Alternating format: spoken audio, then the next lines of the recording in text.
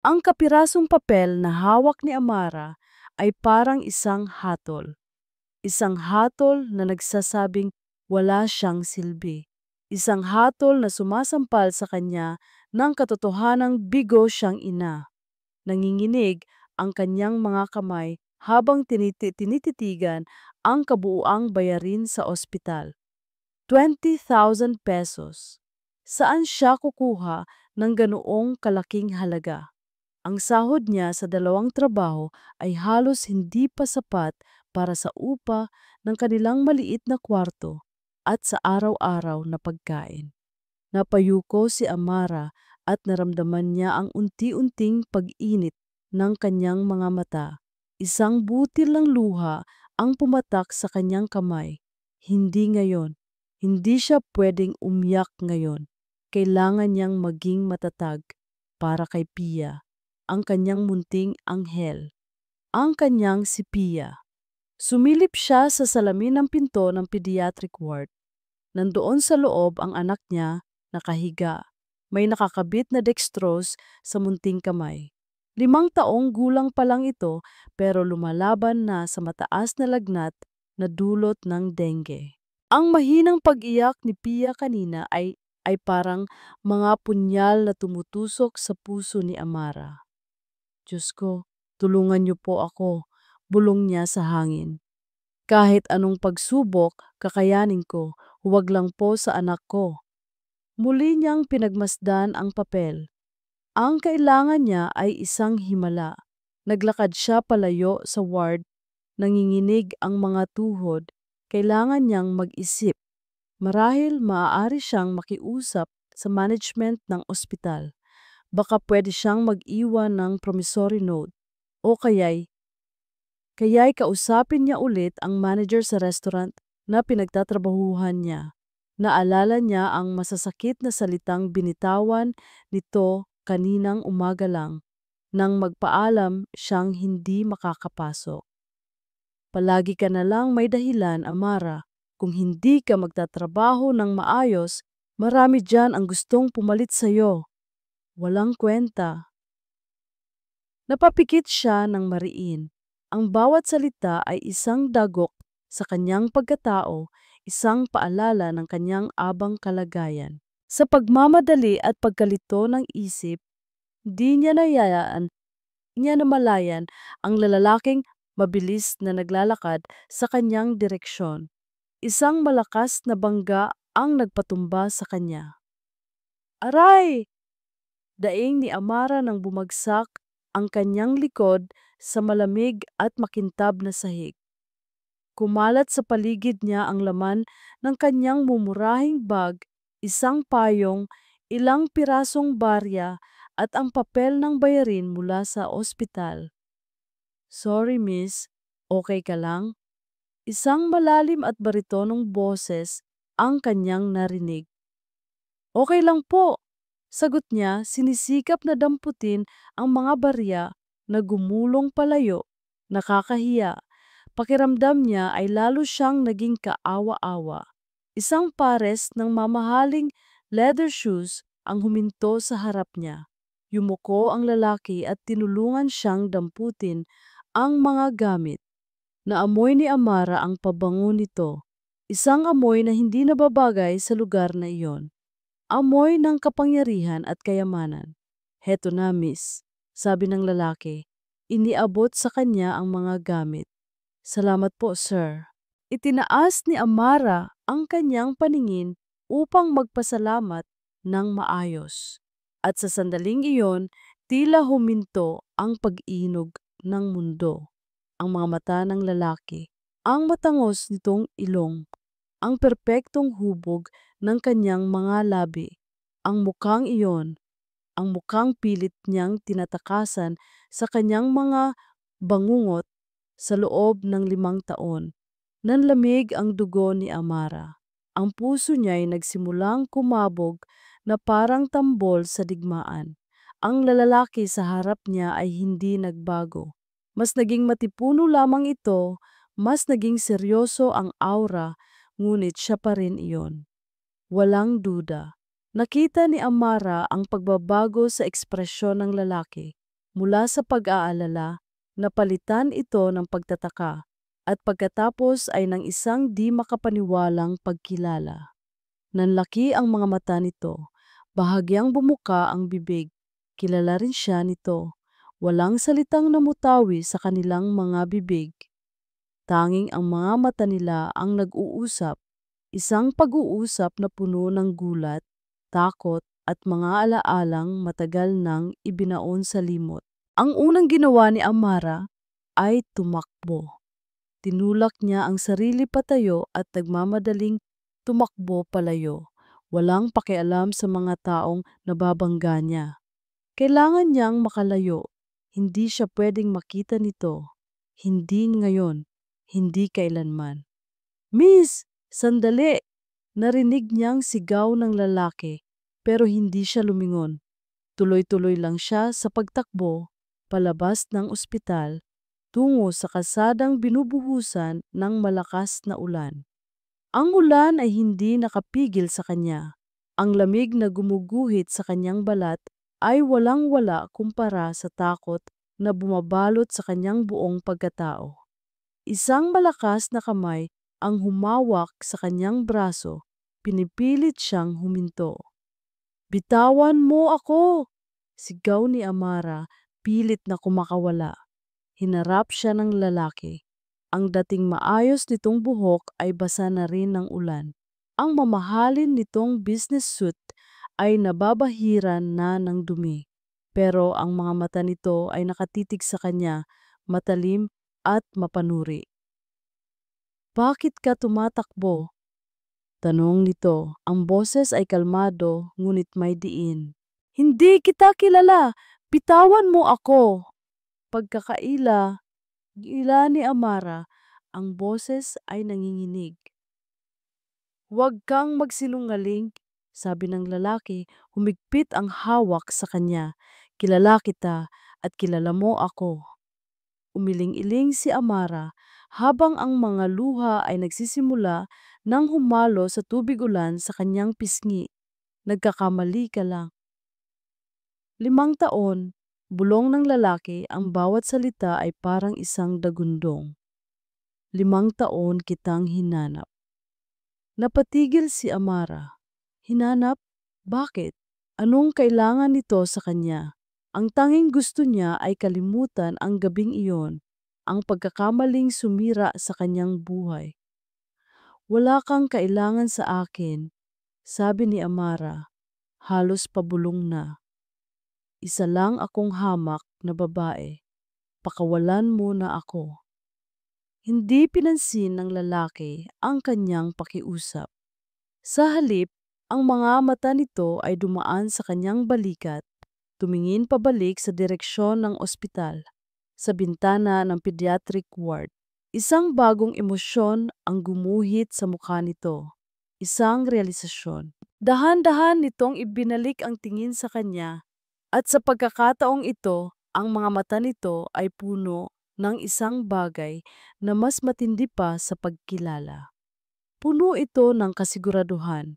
Lumunok si Amara. Ang takot sa kanyang dibdib ay lalong tumindi. Huwag sana. Huwag sanang. Ang lalaki ay yumuko ng bahagya. Ang muka ay malapit sa kanya. Ang mga salitang lumabas sa bibig nito ay ang siyang tuluyang gumuho sa mundong pilit niyang itinatayo para sa kanyang anak. Alam kong may anak tayo. Nakatayo si Rafael Alejandro Ilustre sa ilalim ng rumaragasang ulan. Hindi alintana ang panunuot ng lamig sa kanyang mamahaling suit. Ang kanyang mga mata ay nakapako sa babaeng nasa harap niya. Si Amara. Sa wakas, pagkatapos ng 5 taon, ang pagkabigla sa mga mata nito, ang panginginig ng kanyang mga labi, ang desperadong pagtakbo, lahat ay kumpirmasyon. Siya nga, ang mga salitang binitawan niya ay hindi tanong, kundi isang pahayag ng katotohanan. Alam kong may anak tayo. Nakita niya kung paano gumuho ang lahat ng natitirang tapang sa mukha ni Amara. Napalitan ito ng purong takot. Para kay Rafael, ang sandaling iyon ay ang katapusan ng isang mahabang paghahanap. Isang paghahanap na nagsimula hindi dahil sa pag-ibig, kundi dahil sa isang obligasyon, isang responsibilidad. Kinabukasan, nakaupo si Rafael sa kanyang malawak na opisina sa tuktok ng Illustre Tower. Ang buong syudad ay nasa paanan niya, isang kahariang binuo niya mula sa pawis at talino. Kaya niyang kontrolin ang lahat, ang pagtaas at pagbaba ng stock market, ang mga malalaking kontrata, ang kapalaran ng libu-libong empleyado. Ngunit sa loob ng 5 taon, isang simpleng babae ang hindi niya mahanap. Hanggang ngayon, binuklat niya ang isang folder sa kanyang mesa. Nakasulat sa labas, Confidential, Amara Cruz. Sa loob, naroon ang mga litratong kuha ng kanyang private investigator. Mga litrato ni Amara na nagtatrabaho bilang janitor sa isang building, bilang tagahugas ng pinggan sa isang restaurant, bilang labandera sa isang laundry shop, mga litrato ng paghihirap. Ngunit ang mga matang nakatitig sa kanya mula sa huling pahina ang siyang nagpapatigil sa kanyang paghinga. Isang batang babae na may mahabang buhok at maniningning na mga mata, si Pia. Nakangiti ito sa litrato at sa ngiting iyon nakikita ni Rafael ang sarili niya, ang mga mata, ang hugis ng ilong, ang labi, kanyang anak, dugo ng kanyang dugo. Napapikit si Rafael. Isang obligasyon ang gumuhit sa kanyang isipan. Isang ilustre ay hindi tumatalikod sa kanyang responsibilidad. Ngunit kasabay ng obligasyon ay ang pait ng nakaraan. 5 taon na rin ang lumipas mula nang huli siyang nagtiwala sa isang babae. Akala mo ba minahal kita, Rafael? Wake up! Ang pangalan mo at ang pera mo ang kailangan ko. Ang mga salita ng kanyang dating nobya, si Isabel, ay parang laso na nananatili pa rin sa kanyang sistema.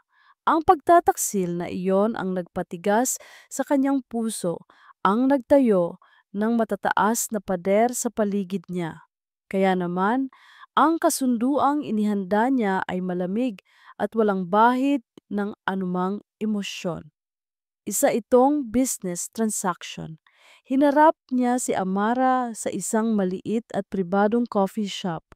Ang babae ay nakayuko, pinaglalaruan ang laylayan ng kanyang damit.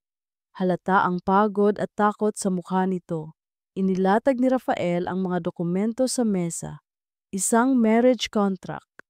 Ano to? Nanginginig na tanong ni Amara. Isang kasunduan, sagot ni Rafael. Ang boses ay direkta at walang emosyon. Pakasalan mo ako, Amara. Nakita niya ang gulat sa mga mata nito. Nababaliw ka na ba? Hindi ako nababaliw. Nagiging praktikal lang ako. Paliwanag niya. Ang anak natin ay kailangang lumaki sa isang buong pamilya. Isang pamilyang may pangalang ilustre. Bibigyan kita ng buhay na hindi mo kayang ibigay sa kanya. Itinuloy niya. Bago pa man makasagot si Amara, edukasyon sa pinakamagandang eskwelahan, pangangalagang medikal na walang limitasyon, isang kinabukasang hindi mo maibibigay sa kanya ngayon. Ang bawat salita ay may bigat, isang paalala ng kahinaan ni Amara.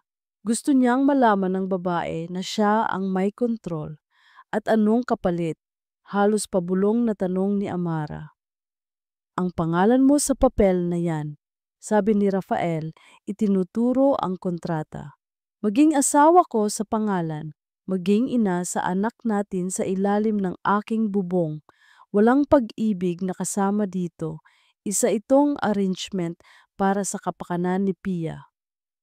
Tumingin si Amara sa kanya at sa unang pagkakataon, nakita ni Rafael ang kislap ng galit sa mga mata nitong laging mukhang maamo. Ganoon lang ba kadali sa iyo ang lahat? Pera at kapangyarihan ang solusyon mo sa lahat ng bagay. Oo, mabilis niyang sagot. Dahil sa huli, iyan lang ang hindi nang iiwan at hindi nagtataksil. Isang mahabang katahimikan ang namagitan sa, sa kanila. Tinitigan ni Amara ang kontrata pagkatapos ay tumingin sa labas ng bintana. Iniisip siguro nito ang anak nilang nasa ospital. Ang bayarin, ang kinabukasan. Alam ni Rafael na wala itong pagpipilian. Pag-isipan mo, sabi niya, sabay tayo. Bukas, kailangan ko na ang sagot mo. Hindi na niya hinintay ang tugon nito. Tumalikod siya at naglakad paalis. Para sa kanya, tapos na ang usapan. Ang desisyon ay nasa kamay na lamang ni Amara. Kinabukasan, nagkita sila sa parehong lugar. Puyat ang mga mata ni Amara, ngunit may kakaibang determinasyon sa kanyang tindig. Hindi na siya ang babaeng takot na takot ng kahapon. Umupo ito sa harap niya. Hindi ito umimik sa loob ng ilang segundo. Tinititigan lamang siya ng diretso sa mata na parabang sinusuri ang kanyang kaluluwa. Pagkatapos, sa isang tinig na walang bahid ng pag-aalinlangan, binitawan niya ang mga salitang mag-uugnay sa kanilang mga kapalaran. Pumapayag ako. Ang kasal nila ay mabilis at walang seremonya. Ginanap ito sa isang maliit na opisina ng hukom na may 2 estranghero bilang mga saksi. Walang puting bestida si Amara, walang mga bulaklak, walang mga ngiti at palakpakan. Tanging ang bigat ng singsing sa kanyang daliri at ang lamig ng pirma ni Rafael sa kanilang marriage contract ang nagpapatunay na totoo ang lahat. Pagkatapos noon, dinala sila ng isang itim at makintab na sasakyan sa isang lugar na parang sa panaginip lang nakikita ni Amara. Isang mansyon. Hindi, higit pa ito sa isang mansyon.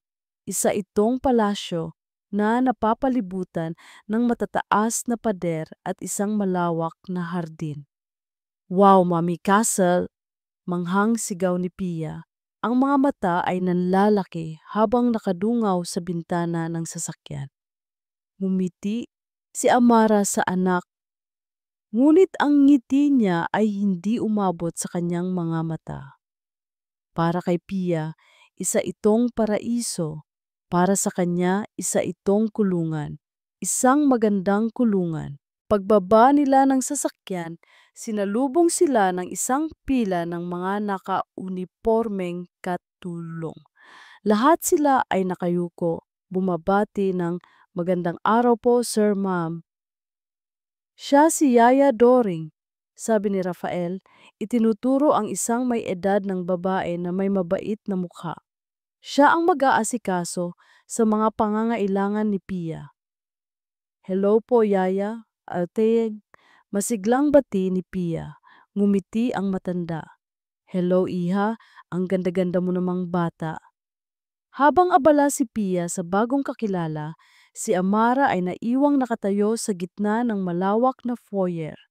Ang sahig ay gawa sa marmol na sobrang kintab, kaya niyang makita ang sarili niyang refleksyon. Isang babaeng nakasuot ng mumurahing bestida, halatang hindi nababagay sa lugar. Ang kisame ay napakataas at may nakasabit na isang dambuhalang chandelier na kumikinang na parang mga diamante. Pakiramdam niya ay nilalamon siya ng laki at katahimikan ng bahay. Ituturo sa iyo ng isa sa mga katulong ang magiging silid mo, malamig na sabi ni Rafael na parabang isa lang siyang panauhin.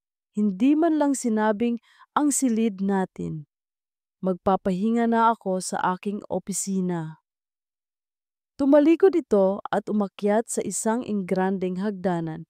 Iniwan si Amara na lalong nakaramdam ng pag-iisa at pagkailang. Kinagabihan, Habang pinapatulog niya si Pia sa napakalambot nitong bagong kama, isang katulong ang kumatok. Ma'am Amara, may bisita po si Sir Rafael sa baba. Hindi niya alam kung bakit siya bumaba. Marahil dahil sa pag-aakalang kailangan siya. O marahil dahil gusto niyang maramdaman, kahit saglit lang, na parte siya ng mundong ito. Isang pagkakamaling pagsisisihan niya. Sa sala, nakita niya si Rafael na kausap ang isang babaeng napakaganda. Nakasuot ito ng isang eleganteng pulang damit. At ang alon-alon nitong buhok ay malayang nakalaylay. Tumatawa ito sa isang bagay na sinabi ni Rafael at ang tawa nito ay parang musika, perpekto at kaakit-akit.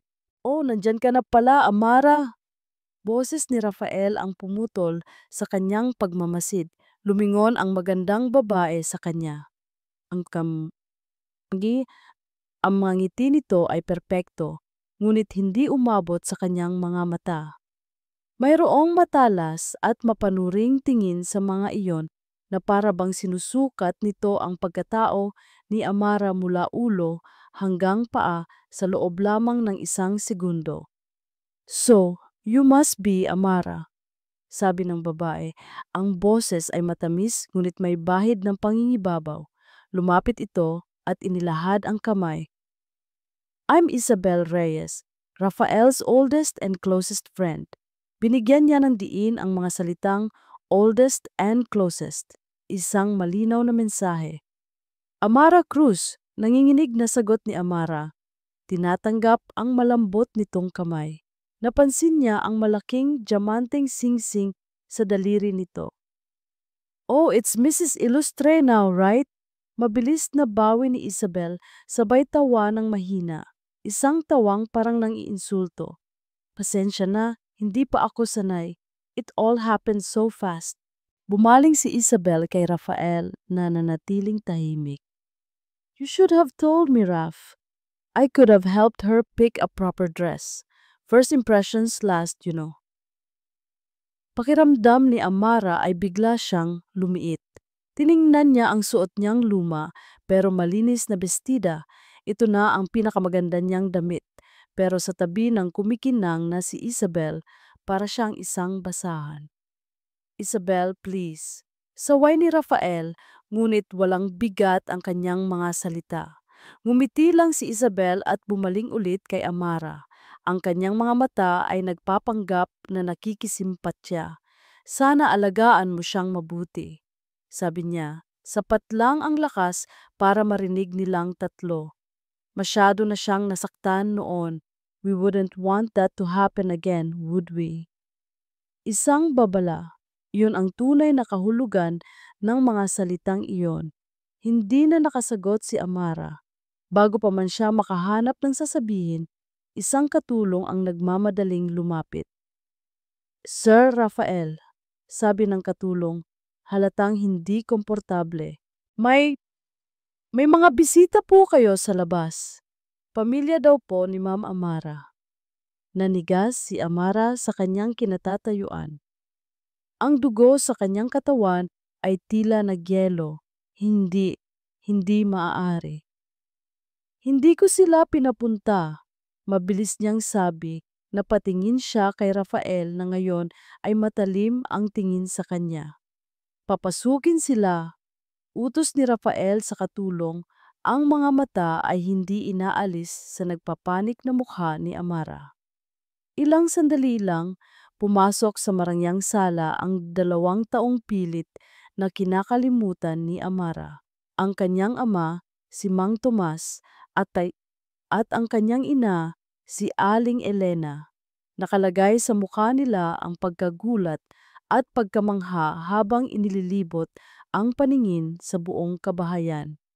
Ang dating mapanghusgang mga mata ng kanyang ama ay ngayon ay kumikinang sa pagkaganso. Ang kanyang ina naman ay abala sa pag-aayos ng sarili, na para bang gusto nitong bumagay sa lugar. Amara anak! Bati ni Aling Elena na may pekeng tuwa sa boses. mabilis itong lumapit at niyakap siya ng mahigpit. Isang yakap na malamig at walang pagmamahal. Hindi mo man lang sinabi sa amin na ikakasal ka na pala at sa isang napakakisig at napakayamang lalaki pa. Anong ginagawa niyo dito? Malamig na tanong ni Amara, kumakawala sa yakap. Abay syempre, binibisita ka anak. Sagot naman ni Mang Tomas, lumalapit kay Rafael at inilahad ang kamay. Tomas Cruz po, ang ama ng mapalad mong asawa. Hindi tinanggap ni Rafael ang kamay nito, sa halip tinitigan niya lang ito. Ang kahihiyan ay bumalot sa buong pagkatao ni Amara. Gusto niyang maghukay ng lupa at ibaon ang sarili niya.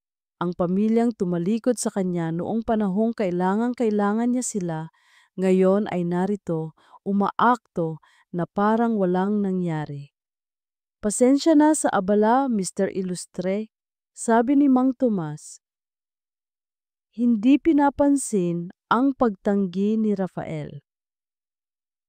Gusto lang sana naming kamustahin ang aming anak at baka sakaling ngayong maayos na ang buhay niya ay makakatulong siya ng kaunti sa amin. Alam mo na, pambayad ng mga utang. Doon na napuno si Amara. Itay! Tumingin si Rafael mula kay Mang Tomas patungo kay Amara. Isang malamig at mapanuring tingin. Nakita niya ang lahat, ang desperasyon sa mukha ng kanyang mga magulang at ang kahihiyan sa mukha niya. Si Isabel, na tahimik lang sa isang tabi, ay pinapanood ang lahat na para bang isang nakakaaliw na palabas. Nakita ni Amara ang pagkakataon sa mga mata ni Isabel. Dahan-dahan itong lumapit kay Rafael. Sa isang tinig na sadyang ipinaririnig sa kanya, bumulong ito. Sigurado ka ba sa kanya, Raf? Baka naman pera lang ang habol niya tulad ng iba. Ang mga salitang iyon, kasabay ng karumaldumal na eksenang ginagawa ng kanyang pamilya, ay ang pinal na dagok. Huli na ang lahat. Ang buto ng pagdududa ay matagumpay na naitanim.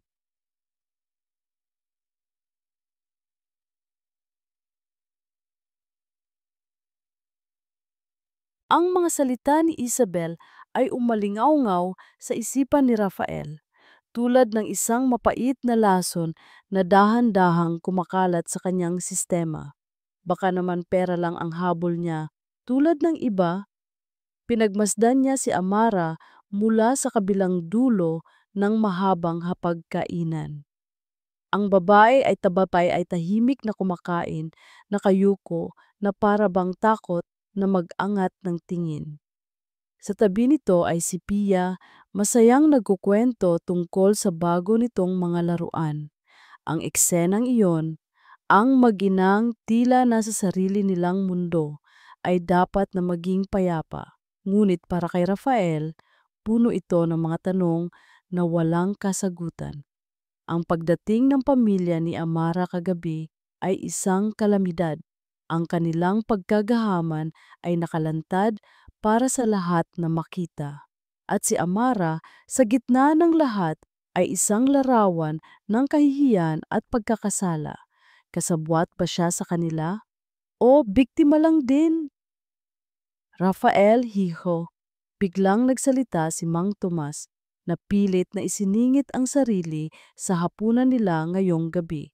Naisip ko lang, ngayong parte na kami ng pamilya, ilustre, baka naman may alam mo na, maliit na negosyo na pwedeng pagkakitaan.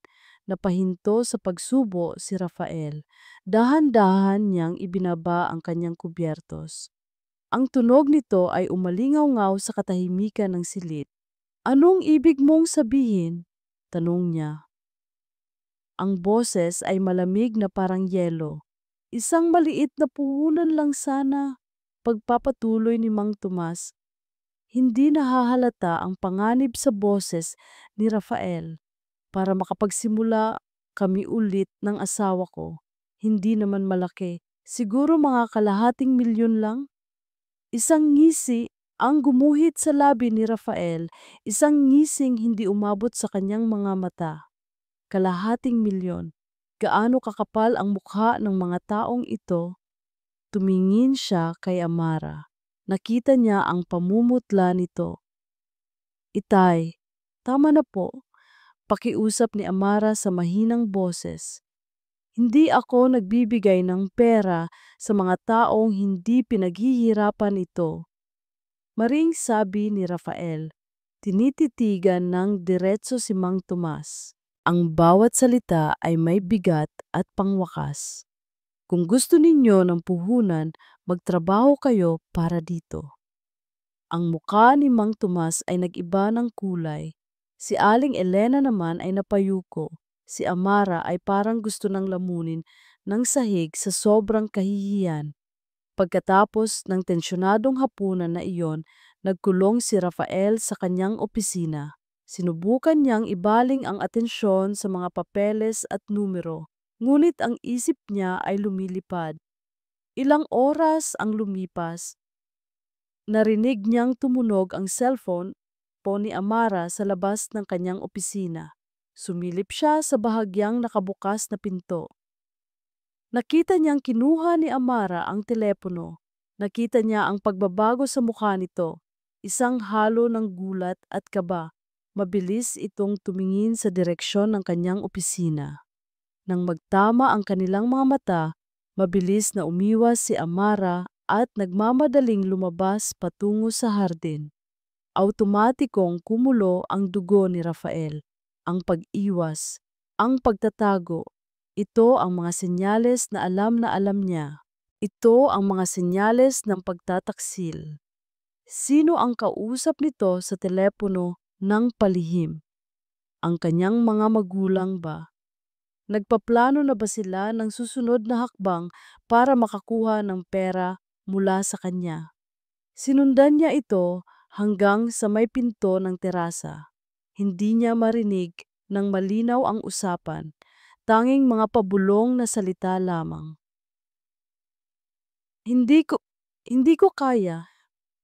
Wala akong ganoong kalaki. Pakiusap, inay. Tama na.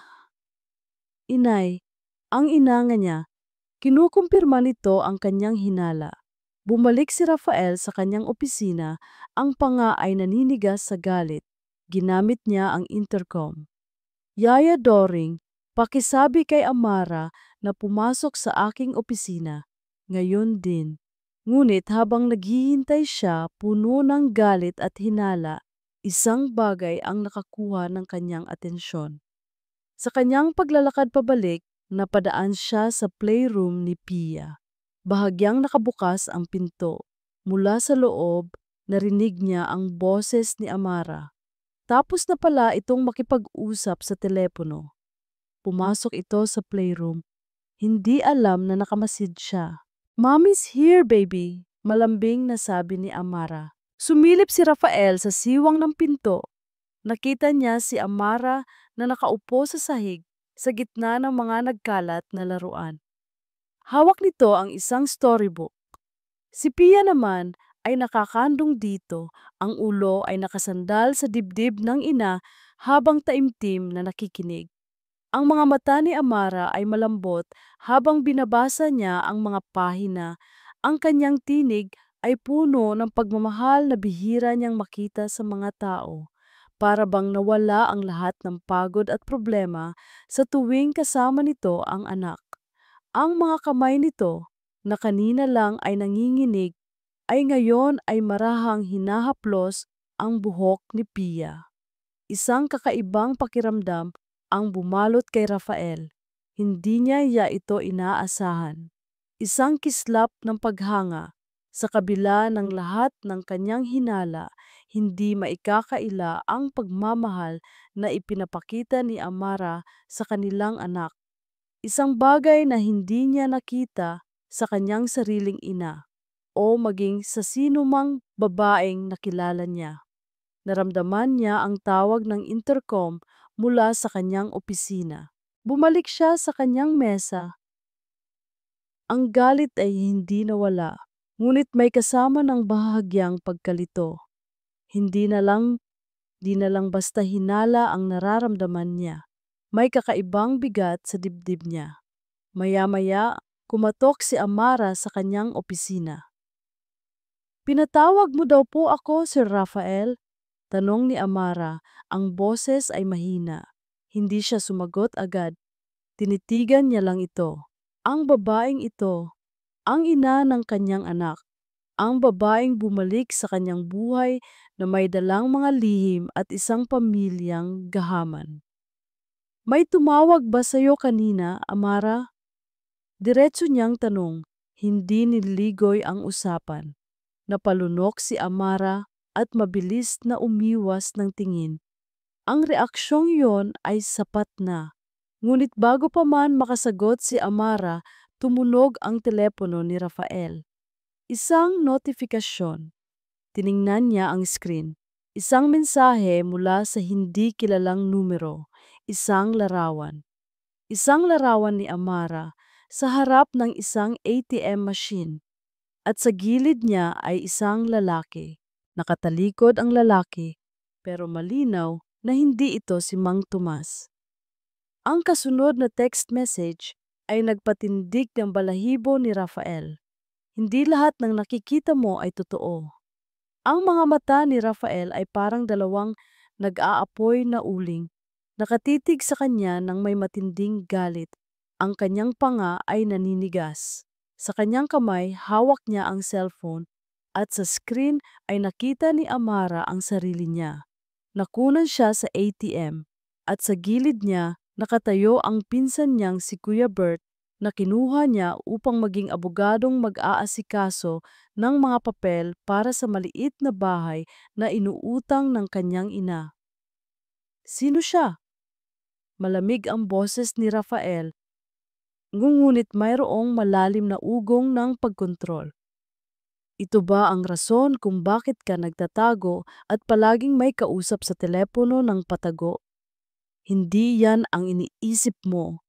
Mabilis na sagot ni Amara, ang puso niya ay kumakabog ng malakas. Nagmadali siyang lumapit upang ipaliwanag, ngunit ang paraan niya ng paglapit ay tila nakapagpatrigger lang sa galit ni Rafael. Sino siya? Ulit ni Rafael, ngayon ay mas malakas na ang boses. Ang lalaking kasama mo sa labas? Ang dahilan kung bakit kailangan mo ng ganoong kalaking pera.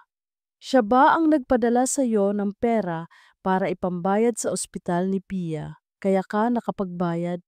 Siya ba ang tunay na ama ni Pia?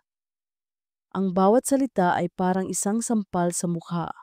Ang huling tanong ay bumara sa kanyang lalamunan. Parang binubunot ang kanyang dila. Hindi! Sigaw ni Amara. Sa wakas ay nakabawi. Ang sakit sa dibdib niya ay hindi maipaliwanag. Pinsan ko siya, humingi lang ang inay ng pera para sa utang nila kaya kinuha ko ang ipon ko. Nagpakita lang ako sa ATM para sa verification at kinakausap ko siya tungkol sa lupa na gusto nilang bilhin. Ipon mo? Nanunuya ang ngiti ni Rafael. Anong ipon, Amara? Ang sahod mo bilang janitor at tagahugas ng pinggan. Huwag mo akong lokohin. O, ang hindi niya pagpansin sa kanyang paghihirap, ang kanyang kawalan ng pagpapahalaga sa bawat patak ng pawis na ibinuhos niya ay mas masakit pa sa kanyang mga akusasyon. Hindi mo naiintindihan. Nagsimulang mangilid ang mga luha sa kanyang mga mata. Pinaghirapan ko ang bawat sentimo na iyon. Para kay Pia, bago ka pa dumating, may plano na ako para sa anak ko. Plano? Tumawa si Rafael ng mapait. Ang magpakasal sa isang mayaman na hindi mo kilala? Yun ba ang plano mo? Isa ka lang sa kanila, Amara, tulad ng lahat ng nakilala ko. Ang tulad ng lahat ng nakilala ko ay hindi direktang tumutukoy sa kanya, ngunit alam ni Amara na ang ibig sabihin nito ay tulad ni Isabel. Kinukumpara siya nito sa babaeng nagtaksil dito. Ang sakit ay tumusok ng malalim. Huwag mo akong ikumpara sa kahit sino. Mga natatigo ang mga luha ay malayang dumadaloy sa kanyang pisngi ngayon. Hindi mo ako kilala, Rafael. Akala mo ba madali sa akin ang lahat ng ito? Akala mo ba masarap ang pakiramdam na kailangan kong ibenta ang sarili ko para sa kapakanan ng anak ko? Kung ganoon, bakit mo ginawa? Tanong ni Rafael. Ang boses ay humina ng bahagya, ngunit puno pa rin ng galit. Bakit hindi mo sinabi? Bakit kailangan mong itago? Dahil alam kong hindi ka maniniwala. Sigaw ni Amara, puno ng hinanakit. Dahil sa bawat kilos ko, may nakikita kang pagtataksil. Kailanman ay hindi mo ako sinubukang pagkatiwalaan, Rafael. Simula pa lang, isang kasunduan lang ito para sa'yo. At ngayon, dahil lang sa isang litrato na hindi mo man lang sinuri, hinuhusgahan mo na ako. Ganoon na ba ako, ako kawalang halaga sa'yo? Para siyang basag na salamin, ang bawat salita ni Rafael ay isang piraso na bumabalik at humihiwa sa kanyang sarili. Ang kanyang pagiging martir, ang kanyang pagkakasala, ang kanyang pagnanais na maging karapat-dapat, lahat ay durog. Nakita niya ang pagbabago sa mukha ni Rafael. Isang mabilis na sulyap ng sakit, ngunit mabilis din itong nawala, napalitan ng pader na yelo. Kung ganoon, malamig na sabi ni Rafael, ang kanyang tinig ay halos walang emosyon. Baka nga nagkamali ako. Ang akala ko ay may kaunting pagkaiba ka, pero mali ako. Ang mga salitang iyon ay parang patak ng lason na sumisira sa anumang pag-asa. Ayoko na, Rafael. Bulong ni Amara, ang kanyang boses ay nanginginig. Hindi ko na kaya. Tinalikuran niya ito. Hindi na niya kayang makita ang malamig nitong mukha. Hindi na niya kayang marinig ang kanyang mga akusasyon. Naramdaman niya ang presensya nito sa likod niya. Hindi ito umalis. Hindi rin siya gumalaw. Isang matalim na katahimikan ang bumalot sa kanilang dalawa na mas masakit pa sa anumang sigawan. Ang pagitan nila ay hindi lang mga metro, kundi mga taon ng pagdududa at kawalan ng tiwala. Kinagabihan, hindi na nakatulog si Amara.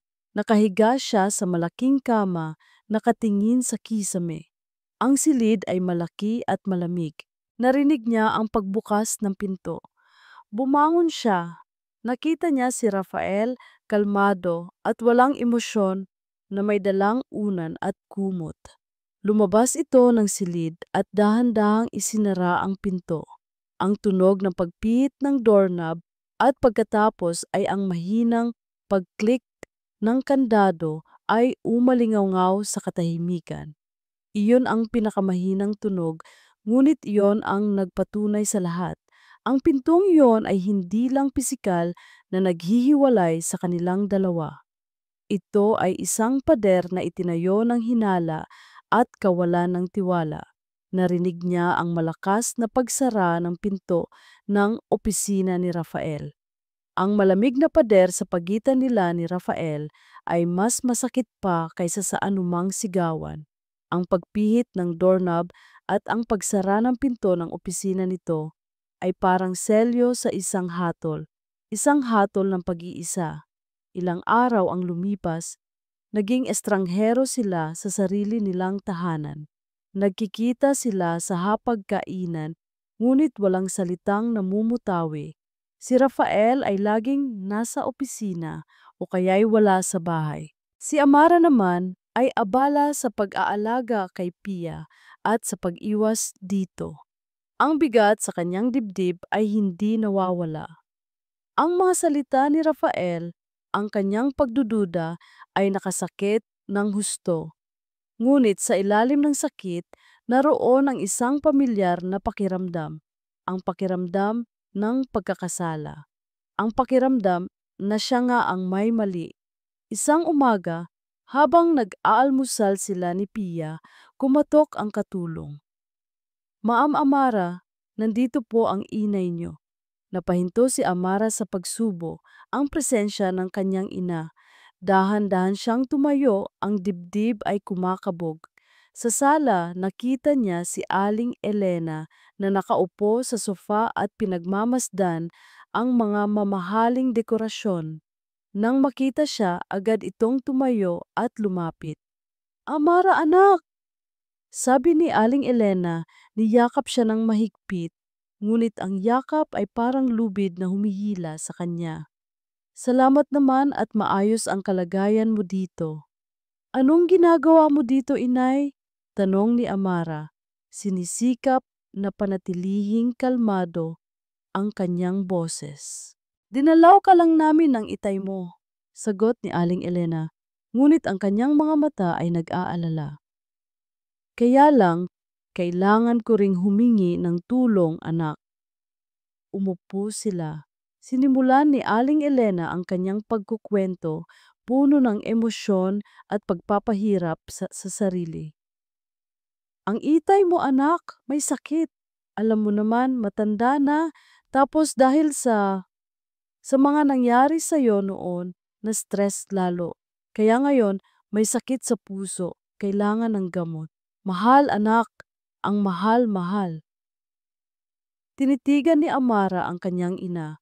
Ang sakit sa puso ng ama niya o ang sakit ng kanyang pagkapahiya?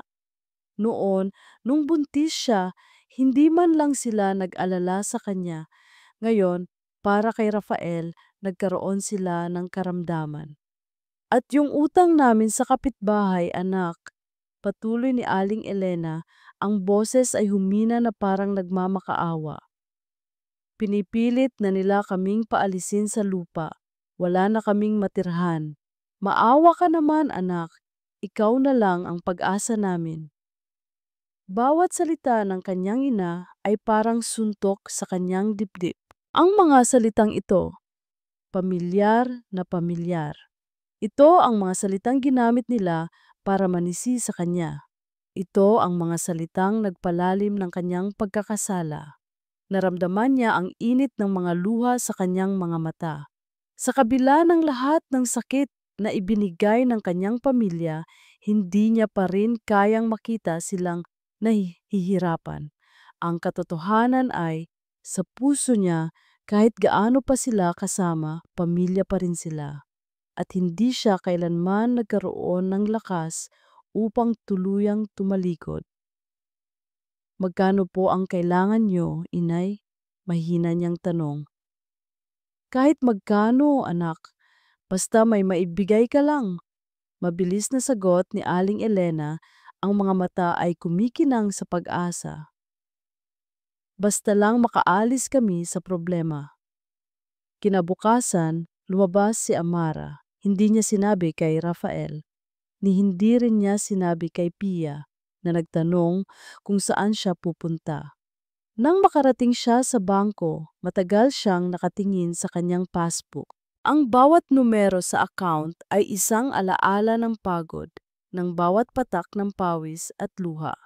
Ito ang ipon niya para sa kinabukasan ni Pia, para sa pag-aaral nito, para sa isang maliit na bahay na matatawag nilang sarili nila. Ngunit ngayon, kailangan niya itong gamitin para sa kanyang ina, para sa kanyang ama. Isang buntong hininga ang pinakawalan niya para kay Pia. Ito ang pinakamahirap na desisyon na kailangan niyang gawin, ngunit sa isip niya tama ito. Kailangan niyang tulungan ang pamilya niya, kahit pa nangangahulugan iyon ng pagtalikod sa kanyang sariling pangarap. Dahan-dahan niyang sinulatan ang withdrawal slip. Ang halaga ay napakalaki, halos kalahati ng kanyang buong ipon. Nang matapos ang transaksyon, naramdaman niya ang kirot sa kanyang dibdib. Isang kirot na halo ng pagkabigo at kalungkutan. Nang makalabas siya ng bangko, sinalubong siya ng sariwang hangin. ngunit hindi ito nakatulong na mabawasan ang bigat sa kanyang dibdib. Sa halip na umuwi agad, naglakad siya sa isang parke, umupo sa isang bench at pinagmasdan ang mga batang naglalaro. Naaalala niya si Pia. Maya-maya tumunog ang kanyang cellphone. Si Pia! Mami, nasaan ka na po? Uwi ka na po! Boses ni Pia sa kabilang linya, may himig ng pagkalungkot. Bakit ka po malungkot, Mami? Hindi na po ba tayo mahal ni Daddy? Napahinto si Amara. Ang tanong ni Pia ay tumusok sa kanyang puso. Hindi na niya kaya ang bigat ng lahat. Mahal ka ni Mommy, baby, sabi niya, pilit na pinipigil ang kanyang hikbi. Uuwi na si Mommy, maglalaro tayo mamaya. Pinatay niya ang telepono. Huminga siya ng malalim. Kailangan niyang maging matatag para kay Pia, lagit-lagi para sa anak niya. Ngunit hindi niya alam na sa hindi kalayuan, sa loob ng isang itim na kotse, may isang pares ng mga mata ang nakasubaybay sa kanya. Kinuha ni Isabel Reyes ang kanyang cellphone. Kinunan niya ng litrato si Amara habang nakatingin ito sa mga batang naglalaro. Ang muka ay malungkot at puno ng pag-iisip. Hindi niya nakalimutan na lumapit ito sa ATM kanina. Inilagay niya sa draft ang litratong iyon. Nag-type siya ng isang mensahe. Mukhang kailangan niya talaga ng pera, Raf. At mukhang may pinagtataguan siya. Isang ngiti ang gumuhit sa labi ni Isabel. Isang ngiting puno ng tagumpay. Ang mga bahay-bahayan na itinatayo ni Amara ay malapit ng gumuho.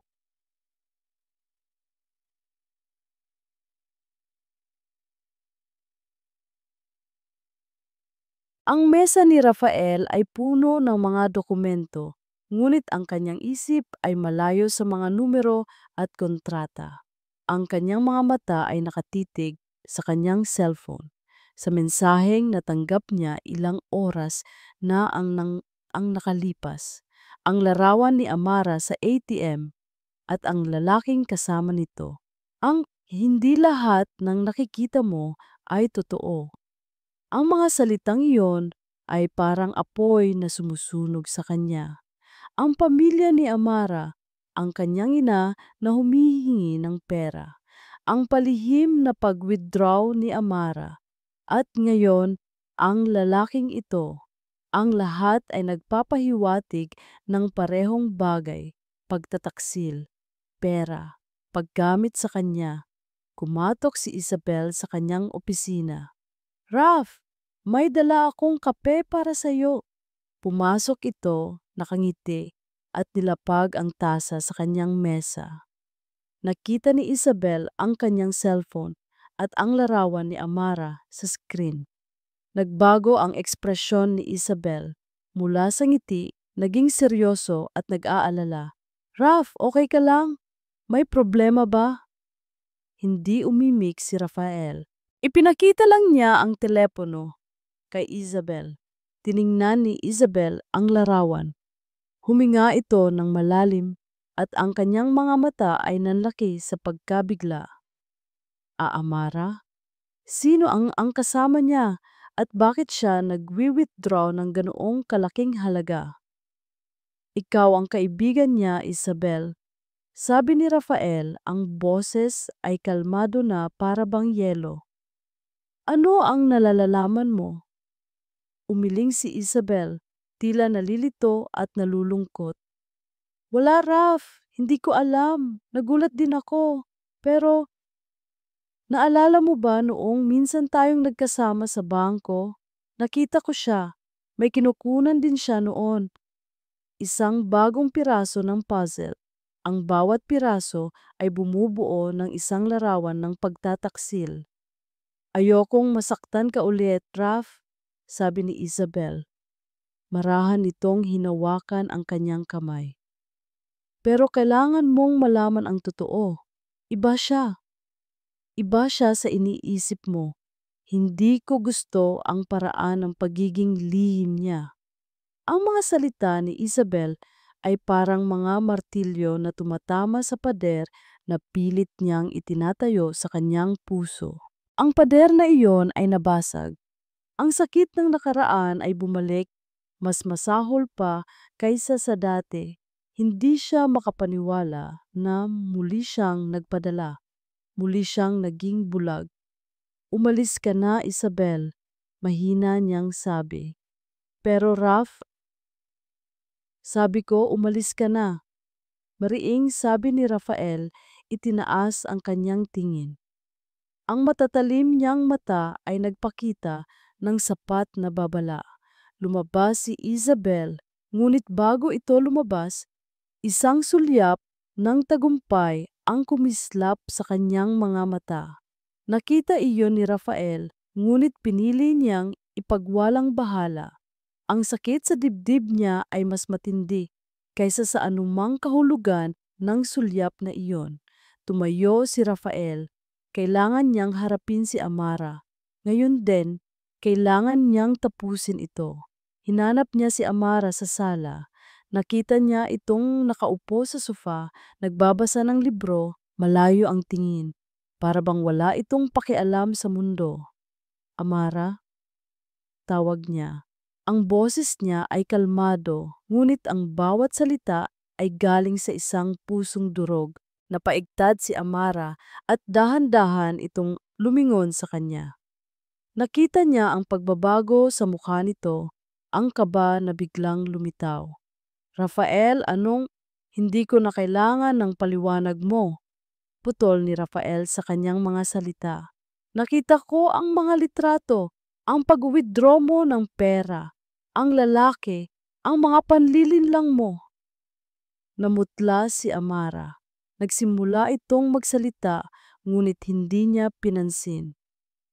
"Akala ko," patuloy ni Rafael, ang kanyang tinig ay tumataas ng bahagya, puno ng pait. "Akala ko ay may kaunting pagkaiba ka. Ang akala ko ay may kaunting katapatan ka, ngunit ikaw ay tulad lang din ng lahat ng iba.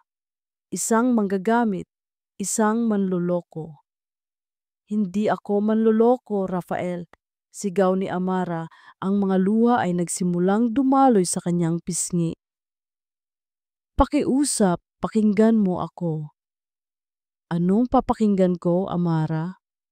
tanong ni Rafael, nanunuya ang tawa. Ang ang mga kasinungalingan mo, ang mga dahilan mo para manloko, hindi na ako magpapabola ulit.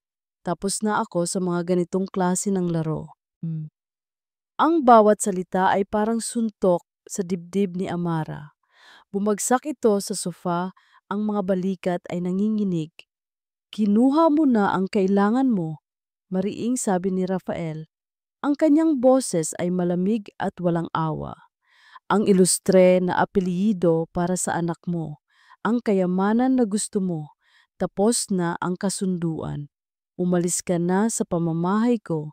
Hindi na niya kinaya ang sakit.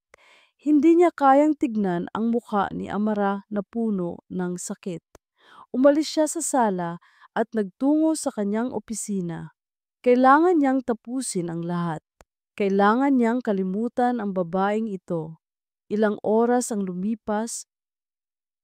Mula sa bintana ng kanyang opisina, nakita niya ang isang taxi na huminto sa labas ng gate. Maya-maya, nakita niya si Amara na lumabas ng mansyon. Hawak nito ang kanyang lumang bag at sa kanyang bisig, mahigpit na nakayakap si Pia na tila natutulog. Ang liwanag ng mga ilaw sa hardin ay bahagyang tumama sa mukha ni Amara at nakita ni Rafael ang mga luha na patuloy na dumadaloy sa kanyang pisngi. Ang kanyang mga balikat ay nanginginig sa bawat hakbang. Lumabas si Amara sa gate kasama si Pia. Nawala sila sa paningin niya sa dilim ng gabi. Wala ng Amara, wala na si Pia. At sa sandaling iyon, sa loob ng malaking mansyon, si Rafael ay nanatiling mag-isa. Kasama ang kanyang galit, ang kanyang pait, at ang kanyang durog na puso. Ngunit sa ilalim ng lahat ng iyon, isang malalim na kirot ang nagsimulang tumubo. Isang kirot na nagtatanong kung tama ba ang lahat ng ginawa niya. Nanginginig ang mga kamay ni Amara habang maingat niyang inilalabas ang mga gamit mula sa kanyang lumang bag. Isang linggo na ang lumipas mula nang paalisin siya ni Rafael sa mansyon. Isang linggo ng paglalakbay mula sa isang boarding house patungo sa isa pa, dala-dala ang kanyang anak at ang bigat ng durog na puso. Sa kasalukuyan, nakatira siya sa isang maliit at halos walang kasangkapan na kwarto sa isang liblib na bahagi ng Maynila. Ang bawat gabi ay puno ng pag-iyak ni Pia na nagtatanong kung bakit wala si Rafael at kung kailan sila uuwi sa castle nila. At sa bawat tanong ni Pia, mas lalong nadudurog ang puso ni Amara. Mami, pwede bang basahin mo ulit yung paborito kong libro? Tanong ni Pia na ngayon ay mas tahimik na kaysa dati. Mamaya baby, malambing na sagot ni Amara. Pinipilit ngumiti. Patuloy siya sa pag-aayos ng kanyang mga gamit. Ang mga lumang damit. Ang ilang laruan ni Pia. At sa pinakailalim ng bag may nahawakan siyang matigas. Kinuha niya ito. Isang pamilyar na bagay. Isang silver cufflink. May nakaukit na maliit na simbolo. Isang letra na R na pinagdugtong sa letrang A. Nanlamig ang kanyang mga kamay. Ang cufflink na ito, naalala niya ang gabing iyon, 5 taon na ang nakalipas.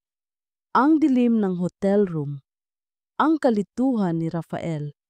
Ang kanyang pag-aalala. Sa pagmamadali niyang umalis matapos ang gabing iyon, nahulog ang cufflink na ito mula sa kamisa ni Rafael. Kinuha niya ito, hindi niya alam kung bakit, at itinago sa kanyang bag. Nang gabing iyon, hindi lang ang pagkalito ni Rafael ang bumalik sa kanya. Naalala niya rin ang mga pabulong na salita nito. Isang pangalan, hindi ang pangalan niya. Isabel, bulong nito sa kawalan. Nanlaki ang mga mata ni Amara. Isabel, ang babaeng kaibigan ni Rafael, ang babaeng bumulong sa kanya ng babala, ang babaeng nagtanim ng pagdududa. Ang mga piraso ng puzzle ay nagsimulang magkabit-kabit sa kanyang isipan. Ang sulyap ng tagumpay sa mga mata ni Isabel noong gabing sinisira ni Rafael ang kanilang kasal. Ang biglaang paglitaw ni Isabel sa kanyang buhay. Hindi maaari. Ngunit paano kung kailangan niyang malaman ang katotohanan para kay Pia at para sa kanyang sarili?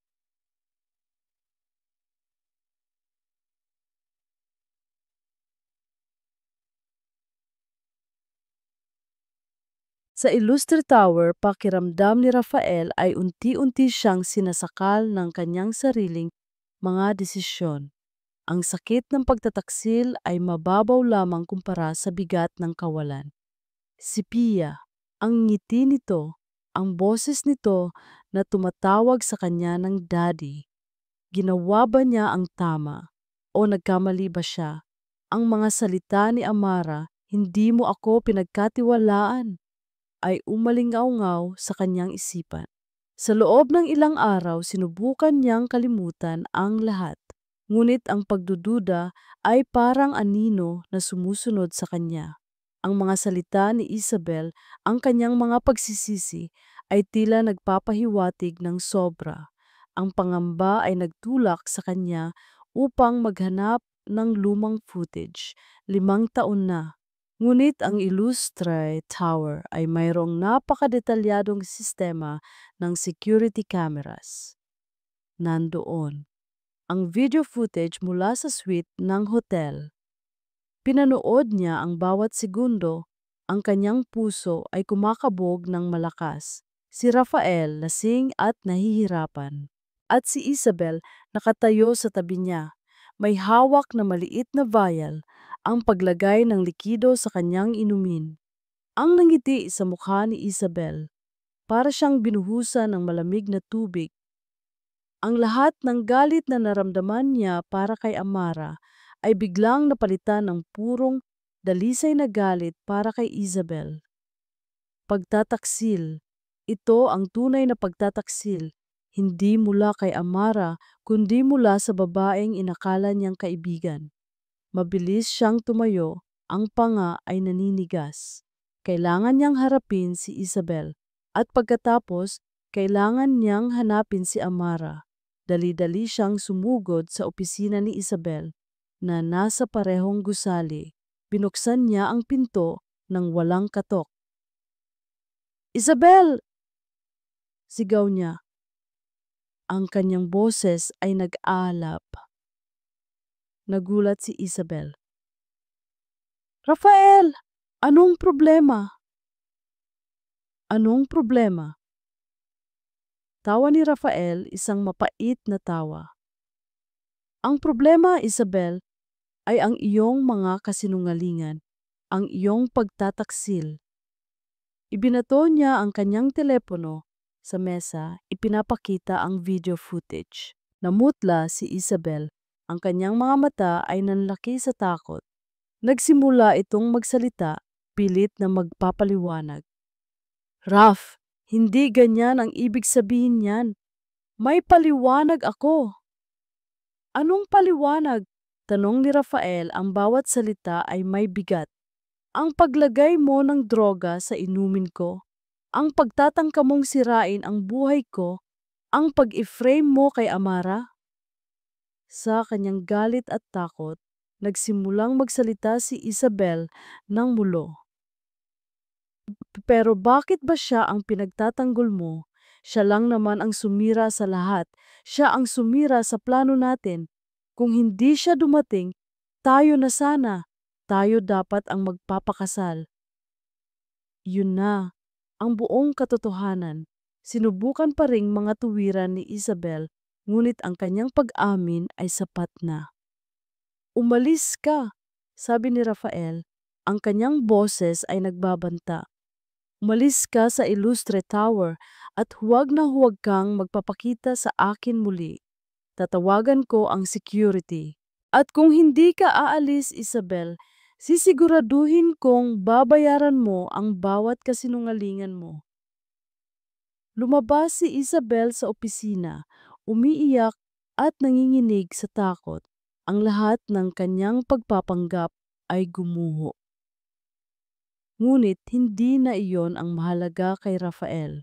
Ang tanging mahalaga ay si Amara. Kinuha niya ang kanyang jacket at nagmadaling lumabas. Kailangan niyang hanapin si Amara. Kailangan niyang humingi ng tawad. Nilibot niya ang bawat sulok ng Maynila. Ang mga lugar na maaaring puntahan ng isang taong walang pera. Ang mga boarding house. Ang mga palengke. Hinanap niya ang babaeng minsan niyang sinaktan ng husto. Ang babaeng pinagbintangan niya. Hapon na nang makarating siya sa isang lumang bahay na may nakasulat na boarding house. May nakita siyang naglilipat ng gamit sa isang taxi, isang lumang bag, isang maliit na batang babae na nakayakap sa isang babae. Si Amara, nagmamadali siyang bumaba ng sasakyan. "Amara!" sigaw niya. Lumingon si Amara. Ang kanyang mga mata ay lumaki sa gulat. Tumakbo si Rafael papalapit at nang makarating siya sa harap nito, hindi na siya nag-atubiling gawin ang tanging bagay na alam niyang dapat niyang gawin. Lumuhod siya sa harap ni Amara. Ang kanyang mga mata ay namumula, puno ng pagsisisi. "Amara, patawarin mo ako," bulong niya, ang kanyang tinig ay nanginginig. "Ako ang may kasalanan ng lahat. Sana bigyan mo ako ng isa pang pagkakataon." Nakatingin lang si Amara sa kanya. Ang mga luha ay nagsisimulang umagos sa kanyang mga pisngi. Ang kanyang puso ay kumakabog ng malakas. Hindi ito makapaniwala sa nakikita niya. Nakatingin si Amara kay Rafael na nakaluhod sa kanyang harapan. Ang mga mata nito ay puno ng luha at pagsisisi. Ang bawat salita na lumalabas sa bibig nito ay parang mga saksak, ngunit may kasamang kakaibang init na matagal nang hindi niya naramdaman. Ang bigat sa kanyang puso ay nahati. Rafael, tumayo ka. Mahina niyang sabi, pilit na pinipigilan ang kanyang emosyon. Tumayo si Rafael, ngunit ang kanyang mga mata ay nanatiling nakatitig sa kanya, puno ng pag-asa at pagmamakaawa. Amara, alam kong nasaktan kita, sabi ni Rafael. Ang boses ay nanginginig. Patawarin mo ako, hindi ko alam ang buong katotohanan. Binulag ako ng nakaraan ko. Tiningnan ni Amara si Pia na mahimbing na natutulog sa kanyang bisig.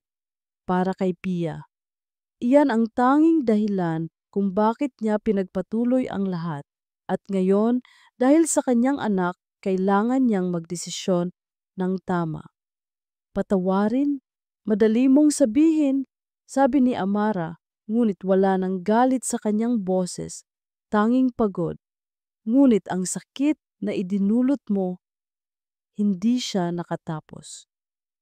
Alam ko, putol ni Rafael, ang kanyang tinig ay puno ng sinseridad. At handa akong bayaran ang lahat ng iyon. Handa akong gawin ang lahat para maibalik ang tiwala mo. Para sa'yo, para kay Pia, bigyan mo lang ako ng pagkakataon. Ang kanyang mga salita ay hindi pinalipad ng hangin. Nakita niya ang sinseridad sa mga mata nito, ang pagbabago sa mukha nito, at sa kaibuturan ng kanyang puso. Sa kabila ng lahat ng sakit, naroon pa rin ang isang maliit na kislap ng pag-asa. Sige, sagot ni Amara, isang buntong hininga ang pinakawalan niya. Isang pagkakataon para kay Pia. At sa pagkakataong iyon, alam niyang hindi lang para kay Pia, para rin sa sarili niya.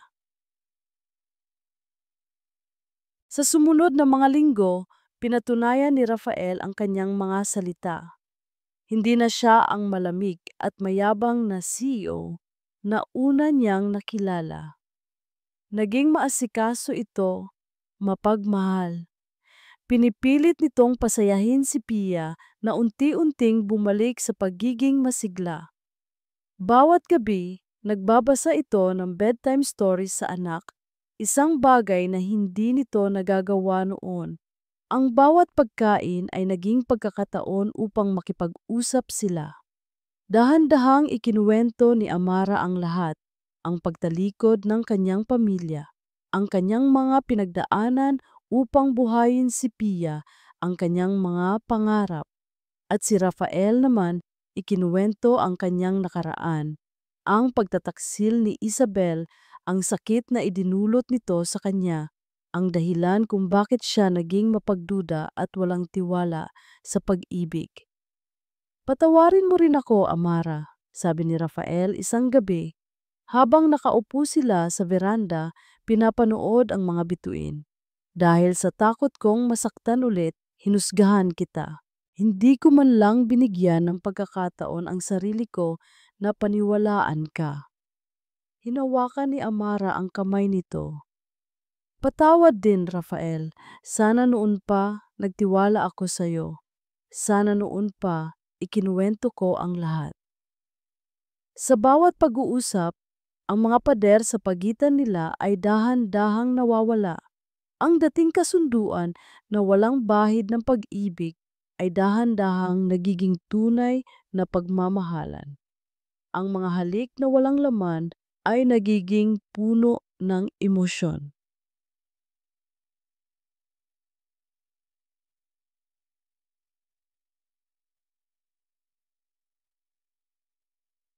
Isang hapon habang naglalaro si Pia sa hardin, may tumawag sa gate. Si Mang Tomas at Aling Elena. Amara anak, salamat sa Diyos at naibalik ka na sa ilustre. Masiglang bati ni Aling Elena na para bang wala itong inisip kundi ang sarili. Oo nga anak, sabi naman ni Mang Tomas. Kaya pala kami naparito dahil gusto sana naming humingi ng pabor. Kailangan namin ng pambayad sa bagong lupa na gusto naming bilhin. Sayang naman kung hindi namin makukuha. Ngunit sa pagkakataong ito, hindi na si Amara ang dating Amara. Hindi na siya ang babaeng nakayuko, puno ng takot at pagkakasala. Nakatayo siya ng matuwid at sa kanyang tabi ay si Rafael na mahigpit ang hawak sa kanyang kamay. Ang presensya ni Rafael ay nagbigay sa kanya ng lakas.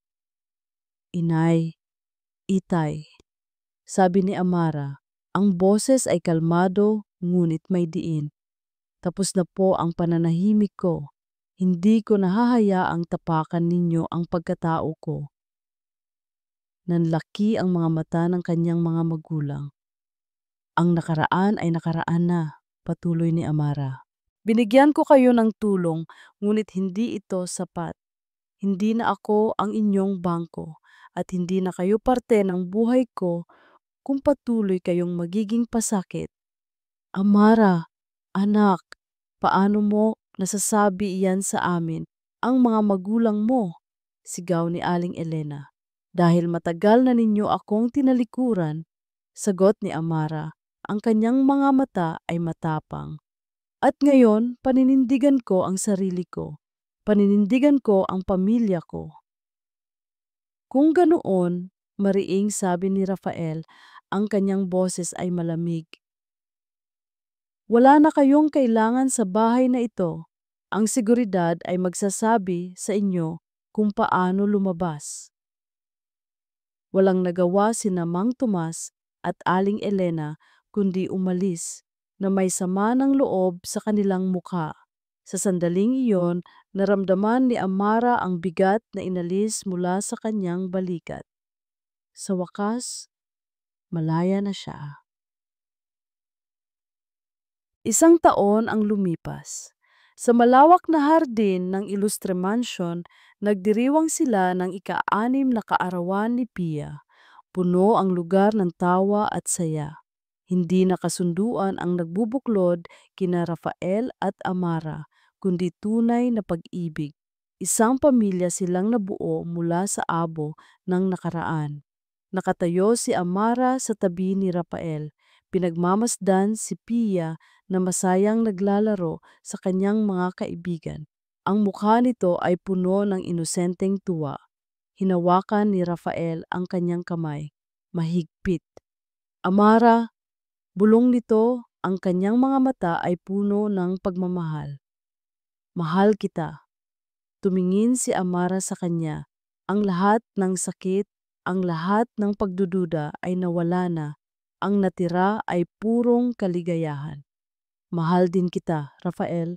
Sagot niya, ang kanyang mga mata ay puno ng luha ng tuwa.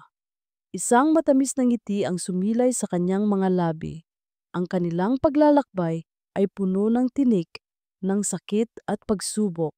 Ngunit sa huli, natagpuan nila ang isang pag-ibig na mas matibay kaysa sa anumang pagtataksil, mas matapang kaysa sa anumang takot.